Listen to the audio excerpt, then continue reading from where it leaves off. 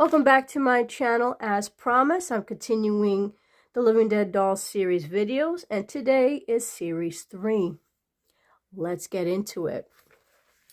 So I'm going to start with the first doll that was a handmade, just like my previous videos, Bride of Valentine. Now, in terms of how many Bride of Valentines there were, I'm not sure, but here's a picture from Penny's gallery. And she is just such a darling doll. She has great hair.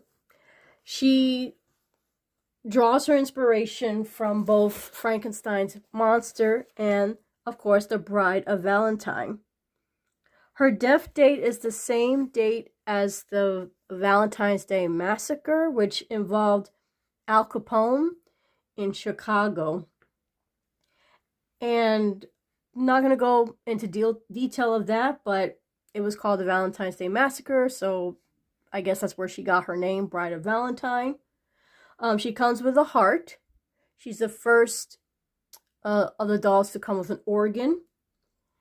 And interesting enough, she would have been featured in Series 3 of the Fashion Victims before they were canceled.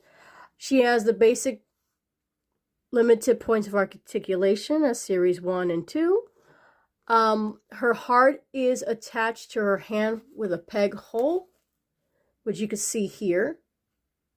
And it's very, it fits very well, so I didn't have to use my trick of using a plastic rubber band to hold her accessory. She has real feeling bandage on her body. She has it on her legs and she has it on her arms. So it feels realistic. And not much to her dress. As you see here, if you buy her secondhand, just know that she does come stained, like besides the blood, which is obvious, but the other staining is, you know, part of the design. And here's a close-up of the heart. Very detailed heart. And here's a close-up of her face. And that's it. That's all I really have to say on the Bride of Valentine. Now, in terms of her pricing, she goes for about in the price range of $50. Now, Series 3 increased the production run of the dolls to 8,000. So you can easily find Bride of Valentine for next to nothing. I purchased her for $25 several years ago, mint in box. And that is Bride of Valentine. The next one is Lilith. Now, Lilith was featured in an earlier video when I talked about the worst Living Dead dolls. She was on there.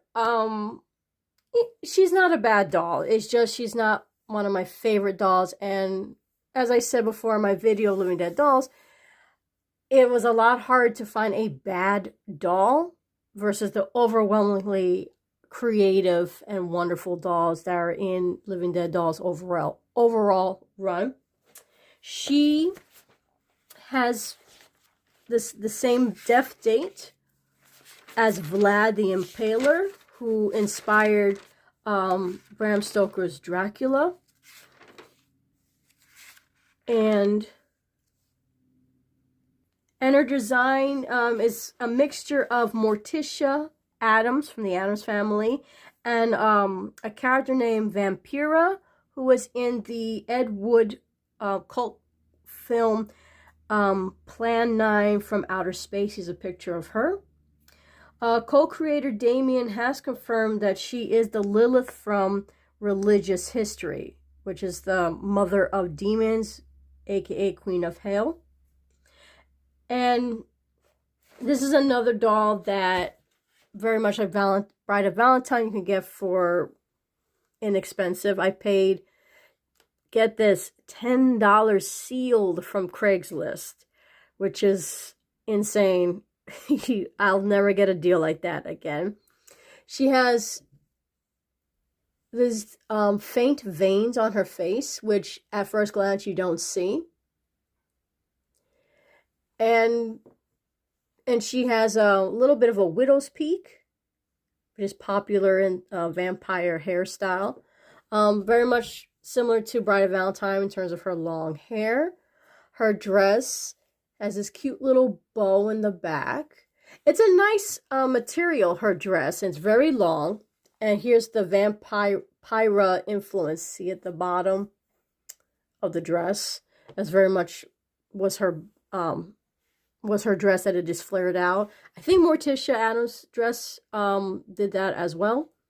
She comes with a stake as her accessory. So in the coffin, she does not come with this in the coffin. You have to put it in her. So there's a little slit in there where you would put the stake. Now, I'm not going to take it out because, you know, again, these dolls are very old. So I'm afraid I might break the stake trying to reinsert it again. So just take my word. If you do get her sealed, for example, she will have that stake and you have to put it in, but she won't have it in the box. And she has these fangs, are very sharp teeth. And she's been in many different forms. She's been a dolly. She has a resurrection. She was the first series of Fashion Victims. And of course, it was a mini. Bride of Valentine was also a mini as well, just FYI. And I paid for her about, well, retail going between 90 days and 3 years time. The average price was $60 for her. So, but I think you could find her much cheaper. And that is Lilith. Next doll is Schizo. Now, Schizo, very much like Bride of Valentine, also has a peg in his hand. However, the balloons that he comes with they do go in his hand, but for some reason, they don't stay right up in his stock photo, which was a little bit annoying. So I just reinforced his hand with those clear rubber bands that you can get from Goody. And the balloons have a little skull, sulfur symbol on the black balloons. Really cute. Now his death date, his look is based on a serial killer clown in real life. John Wayne Gacy. I'm not going to show you a picture. You can look him up. However, his death date, on the other hand, is based on a famous clown named Emmett Kelly Jr., who was one of the nation's most famous hobo clowns. And he was a son of another clown entertainer, same name of his dad. Here's a picture of him. So yeah, so that's so his death date, I believe is the birthday of that clown performer. His resurrection variant doll looks a lot like, well, the face paint anyway, looks a lot like Kelly Jr. and is very highly sought after. He is the boyfriend to Cuddles, who's in series 12.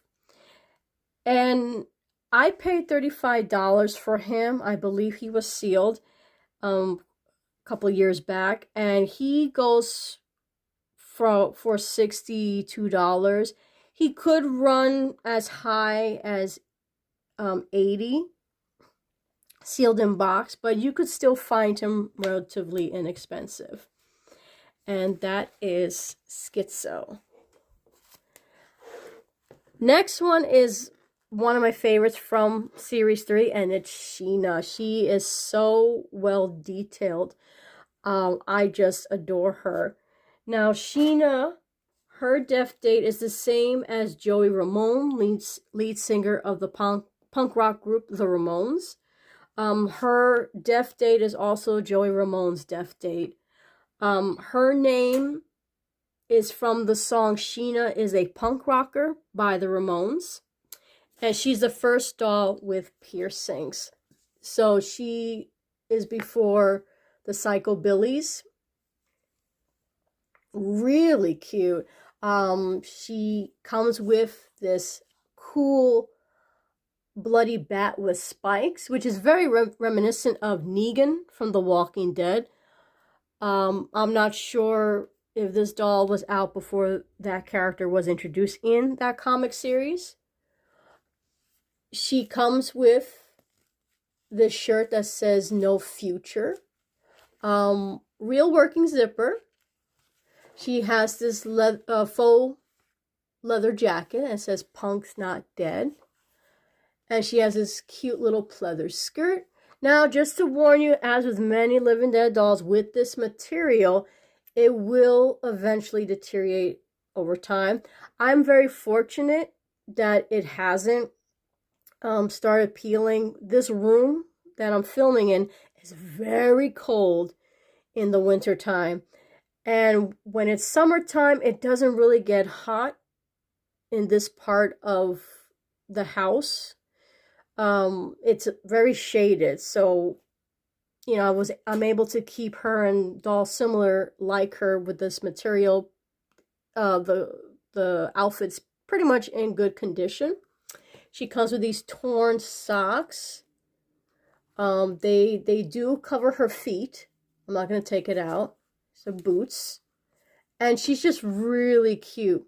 One thing about Sheena though is to note, this flocked hair does peel as well with time. So be careful with that. You don't want to rub it too much. And she's just such a great doll. She, like Lilith, was in the first series of Fashion Victims. And her retail, I paid $25 for her, which is close to retail. And she goes by $60 to $65. And that is Sheena. And last but certainly not least, Lottie. Lottie is my second favorite in Series 3. She's really cute. She has an umbrella. Now, the umbrella doesn't come with a peg. It actually has a little handle that you put her hand through. And so, very much like Schizo, the umbrella doesn't stay up. So I just use a rubber band to have it stay upright for Lottie. She has this cute little coat dress. Really cute.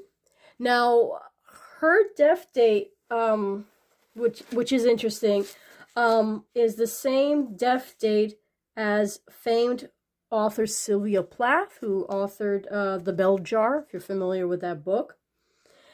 And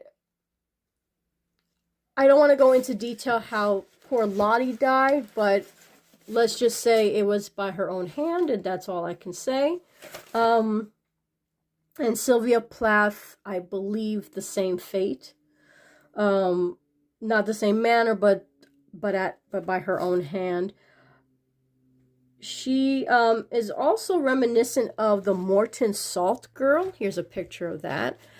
The Morton Salt Girl, this pic is from the 60s, so she has the similar bobbed hair as the Morton Salt Girl. And that's it. There's not much to her. She has a little Mary Jane. She has the white socks. Just very cute. And that's it. That's all I have to say about Series 3. Stay tuned. I will be talking about the series. I'm continuing the series. Also, to make note, I will be mixing in resurrection videos between the series videos, because once I get through a couple of the series videos, then we start hitting on dolls that were resurrected from those series. So I'm going to mix those in as well, just FYI. And, do your research. Again, you could get these for, really good prices. I wouldn't pay like triple digits for them. I mentioned 8,000. They're not rare. I mean, in the grand scheme of things compared to Mattel, yes, like for Barbie, but that's 8,000 versus dolls that have like a limited production run of like 50, you can find them for a decent price. And again, I wouldn't pay triple digits for any one of them. I think Schizo and Sheena may run you a little bit more than the other three, but again, not triple digits. And again, I will wait around for a deal. And that's it. I hope you enjoyed this video. I hope it didn't feel rushed. I just didn't have a lot to say about Series 3 as I did Series 2 and 1. And remember, do your research. And as always, happy hunting.